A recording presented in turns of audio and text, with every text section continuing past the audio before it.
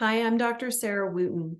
Have you ever felt guilty because of something that happened to your pet because you didn't know that your pet was sick, or you didn't have the resources to take care of it at the time, or maybe your pet was old and you were considering end of life care such as euthanasia and you're feeling guilty about that? Well, you're not alone. And in this video, I'm going to be talking about something that we don't talk about a lot, which is pet parent guilt. And in this video, we're going to be talking about the most common reasons that people have guilt surrounding their pets. We're going to be talking about what they're actually experiencing inside. Then we're going to be talking about some solutions on how to care for yourself through this, because this is hard, friends.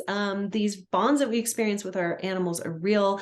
These feelings that we have are real, and we need to learn how to take care of ourselves and our pets the best we can. So May is Mental Health Awareness Month, and in honor of this, I have put out this video on pet parent guilt. In my experience of 16 years of practice, I have seen pet parents beat themselves up over and over and over again for something related to why their pet is sick or suffering.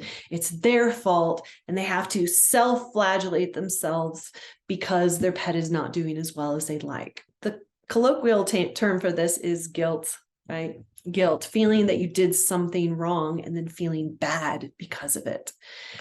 And historically speaking, I used to, think guilt was a good thing, that it, motivated you to do the right thing. But in my old age, I've learned that there is a kinder, gentler, less toxic way to go about this, these very real thoughts and feelings that you're experiencing. So let's talk about that. The most common reasons that I have found that pet parents experience guilt is because their pet is sick or has behavioral issues or died because of something they did or didn't do, or that they knew or didn't know. So lack of knowledge. This one is huge for people who feel guilty that they didn't know that their pet was suffering from pain. I used to have these pets in for their examinations, and then I'd say, well, Fluffy, she's in a lot of pain because her hips have arthritis. And some owners would just be like, I didn't know. I'm the worst owner ever. Oh my God. Or the ones that are really, really hard, the ones that are really, really hard on both sides of the table are parvo cases. Parvo is a virus that causes severe bloody diarrhea and dehydration and death in most dogs. And it's preventable by a vaccine. But a lot of times these people would get these puppies and then they don't know about the parvovirus. And then they don't get vaccinated on time, and then their pet gets exposed, and then their pet needs really significant, expensive, intensive care to survive or not. And a lot of times these people would not have the resources to be able to pay for the treatment. So they'd feel guilty that they didn't know that this was an issue. They feel guilty that they didn't have enough money because they spent all this money on getting this beautiful puppy and buying all the supplies, and the whole family was excited. And then parvo strikes. So parvo, I found, was a big source of guilt, not knowing about it, not having the resources to deal with it. Big problem. Lack of action can cause guilt in a lot of people. So if they didn't think that their pet was that sick, and then they decide to finally come to the veterinary hospital because, they didn't think the pet was that sick. And then I'm there and I say, your cat is in kidney failure, sir. There's not much we can do. And kidney failure can not look that dramatic on the outside, but then the cat can almost be dying on the inside. And because we didn't catch it early enough, then the cat passes on.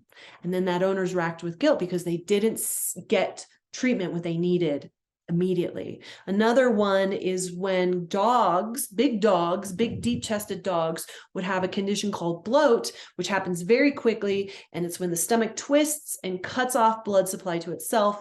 It's fatal if not treated. It's fatal a lot of times, even if it is treated, and it happens really fast. And sometimes the dogs just don't look that different. Maybe they look a little, I don't feel very well. Maybe they vomited a couple times. Maybe they don't. Client doesn't know. They think, oh, I'll just take them to the vet hospital the next day. Dog dies overnight. Source of guilt for that owner because they didn't know that their dog was suffering from a potentially fatal disease. Lack of resources can be a source of guilt for many, many pet owners. So they get this pet, they love this pet, they have a bond with this pet, but they can't afford to pay $1,500 for dental care, or they can't afford to pay $500 for exam and vaccines and all of the stuff that these pets need. That can be a big source of guilt for people as well. And then end of life care. End of life care can create a lot of conflict and a lot of sadness and a lot of guilt about when is the right time to euthanize your pet, right? Some people are guilty because they do it too early. Some people feel guilty because they feel like they do it too late. It feels like it's a catch-22. You can't win, right? That seems like self-sabotage right there. But that can be another big source of guilt for a lot of people. And if you're feeling any of these feelings, if I'm saying anything that resonates with you or that you've experienced and you feel those negative emotions surfing up in you, okay, well, take a breath, hold it, and let it out. We are in the present moment. You are okay right now. Even if those thoughts and feelings are coming and crowding in your mind right now at this moment, you are okay. You are okay, right? I'm checking on you. You're okay. So guilt is a journey. And as I said, in my younger years, I used to think it was great. I used to think guilt is okay because it motivates you to do better things. Shame. So guilt is feeling bad for what you did. Shame is feeling bad for who you are. And I used to think guilt's okay. But now I don't think you need to feel bad. There's enough feeling bad in the human race right now. We need more people who feel good. Even during difficult situations, you deserve to feel good inside because 9 times out of 10, you are trying to do the right thing. Even if clients, when they come into my veterinary hospital, disagree with me and don't follow my recommendations and don't do anything I tell them to do, in their mind, they usually think that they're doing the right thing. And you can only do the best that you know in the minute. So I do think, I might be different here, but I do think guilt is not necessary, even if you did a bad thing. You just need to learn and get better. That's all. And if you're mired in the energy of guilt, guilt is a very icky, low energy, right? You're not going to learn and grow and get better and become your best self, your best pet parent, your best pet owner. You're not going to become that. You're going to be channeling in guilt, right? Don't want to do that. So my first thing to let you know is that guilt is a waste of your energy.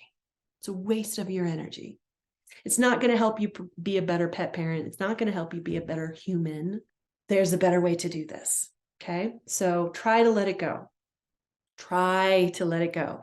Guilt's also tricky because most of us are conditioned by our formative caregivers, our parents usually, on how to deal with or feel about guilt, right? I was raised in a household that was, it was amazingly guilty. Right? I felt guilty most of the time just for being who I was. And it's because my parents only knew what they knew and then they taught it to me. And what I learned was guilt. And what I learned is that it was a waste of my energy and that I am inherently a good person and I'm trying my best at all times. And I am an imperfect person and I make mistakes and I don't know all the things and I don't always do the best thing in every circumstance, but I try. I show up every day and I try. And that's you too. That's you. So remember that guilt is a conditioned response that you got from your caregivers. If you have guilt, it came from your parents. Next, guilt can cover other emotions. Much like anger is a big blanket emotion, and underneath anger is usually fear and sadness. Guilt can do the same thing, and underneath the guilt is usually sadness, right? People are sad, and so sadness feels bad. It actually feels easier to feel guilty. And then there's also anger in that sadness. Sometimes there's denial in that sadness. And then also within guilt is a lot of fear. fear of being judged, oftentimes being judged by your family or being judged by, the veterinary professional, me wearing the white coat, who's looking at you judgmentally and going, why didn't you take care of this beforehand? Now look at this mess I have to clean up, right? There's a lot of fear of judgment. And I remember seeing clients, and I would tell them something, you could just watch their face fall, and then immediately you could see them go into fear of what I would think of them, and then their thoughts and their actions would reflect that. So remember, underneath your guilt, there's usually fear and sadness. And you got to deal with the fear and the sadness. Otherwise, it's just going to keep coming back in different forms, right? So here is my second exhortation about the guilt. Let it go. It's not serving you. It's not serving your pets. It's not serving your family. Let it go. Instead of practicing guilt and punishing yourself for what happened, instead try practicing self-compassion. Self-compassion is a foreign concept to so many people, especially my age, because it's more of an Eastern concept. Here in the West, we're taught to, feel guilty and feel shame and be hard on ourselves and push, right? Where an alternative way of approaching it is something happened, something that you did or didn't do caused your pet to have pain, sickness, or death. Instead of being guilty about it and beating yourself up about it, try practicing self-compassion. Self-compassion means that you look at yourself and you understand you did something and there is a consequence in front of you, but you're not going to beat yourself up about it. I say, treat yourself like you would treat a friend who is going through what you're going through. If they came to you and they said, I am so guilty and sad. I didn't know that my pet was in pain. I didn't know that my pet was sick, or I didn't take action when I could. And now this happened or this happened and I just feel awful. What would you say to that person? Would you say, yeah, you're terrible. I can't believe you did that. You need to feel bad every single day because that's the only way to solve this. And so start feeling bad right now. Start feeling guilty right now. Go. You wouldn't say that. You would put your arm around that person and you would say, I'm so sorry this happened. This is really hard. But it's okay. And I'm here for you. And you made a mistake and bad things happened, but you're not a bad person and you're always trying to get better. Here, let me make you some tea. That's what you would say to your best friend. So the challenge is treating yourself like you treat your best friend when they're suffering. So many of us struggle with this because remember, we're conditioned to beat ourselves up. And when I first started doing this, it took a while to develop new habits of, I made a mistake, but I'm going to practice self-compassion instead of self-flagellation, because guilt is self-flagellation and we don't need that anymore. That doesn't help us, okay? If this is really overwhelming for you, don't feel embarrassed or sad. I feel like we've minimized the pain that people experience in regards to their pets' wellness for long enough. There is science out there now that shows that the bond that a human and an animal share can be as strong or stronger than they share with humans around them. And the pain that people experience from something going wrong is as severe. And so what you're feeling is real. Don't let anybody minimize it. And if you are feeling underwater or overwhelmed or unable to get out of guilt, talk to a therapist. Okay? No shame in that. I've been through loads of therapy. Lastly, what can you do? Because people like to have an action step beyond self-compassion. So if this has happened to you and you're experiencing guilt because you didn't have the resources, you didn't have the knowledge, you didn't take action when you needed to, what is one thing that you could do? Or excuse me, before we do that, what is one thing you learned from this situation? Because I guarantee you learned something you didn't know before. And you can use that to potentially save your pet's life or another pet's life in the future. So what is one thing you learned? that makes you a better pet parent? And then what is something you could do to prevent something like this from happening in the future? For example, if your pet died because, oh, I don't know, maybe your pet has severe dental disease and you don't have the resources to pay for dental care. What is something you could do? Well, you can learn about home dental care for pets, and you can start earlier with dental care with another pet.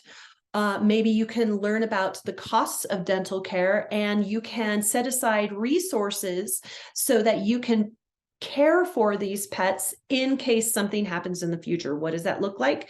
Maybe an emergency credit card, maybe an insurance policy, maybe an emergency line of credit, maybe a savings account, maybe all of those things, right? We tend to have all of those things for humans, but we don't think about them for pets. But now is a time that we need to think about them, and we need to have those things in place before we bring these animals in. So what is something that you learned, and what is something that you can do? At the end of the day, feeling guilty does not serve you, and it doesn't serve the people around you, and it doesn't serve the pets that we share our lives with. So if something terrible has happened to your pet and you feel like it's your fault, let it go. Okay, practice self-compassion. Understand that guilt is a conditioned response that you got from your caregivers, and instead use this experience to become a better pet parent. What is something you learned? What is something you can do better? And then go forth and change the world. Thank you so much for watching. I hope this has been helpful to you. If you know somebody who's going through it right now, please share this video with them. Let them know that we in the white coats, we are not judging. We are not judging you. We are there to help you. We are there to serve you, and we are not there to judge you. So we know you're doing the best you can as well. So thank you so much for everything you do for pets and for people. If there's something you'd like me to cover, leave it in the comment section. If this has been helpful or you've gone through this with your own pet, please tell your story in the comment section. I would love to hear it. And if you want to see more videos by me, Dr. Sarah Wooten, hit like and subscribe, and I will see you guys all again soon.